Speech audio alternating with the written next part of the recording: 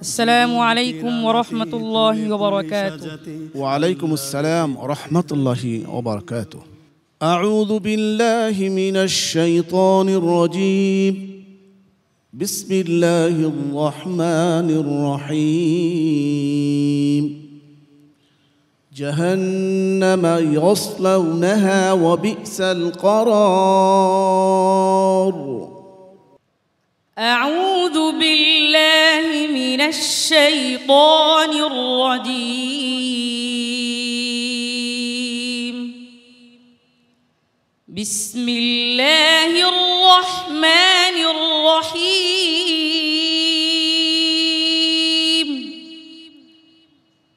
جهنم يصلونها وبئس القرار.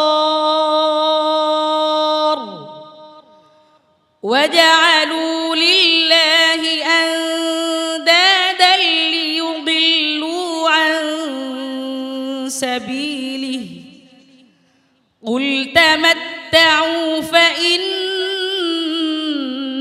مصيركم إلى النار.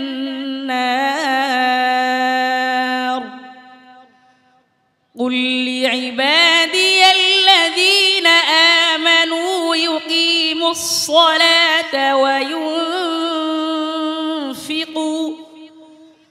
وينفقوا مما رزقناهم سرا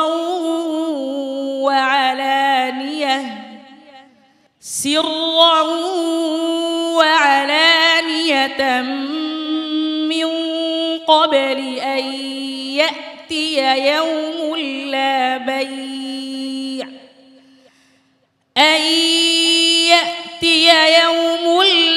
بيع فيه ولا خلال.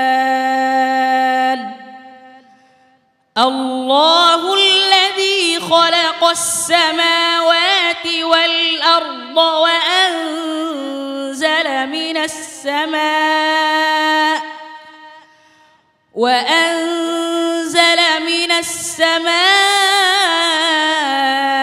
ماء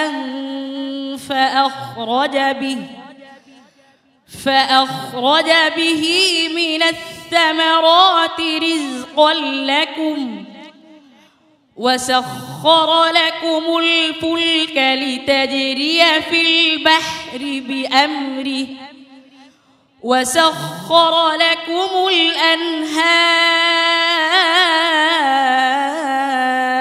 الأنهار وسخر لكم الشمس والقمر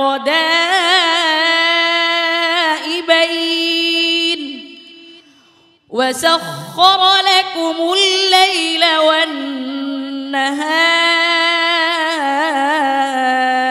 والنهار وآتاكم من كل ما سألتموه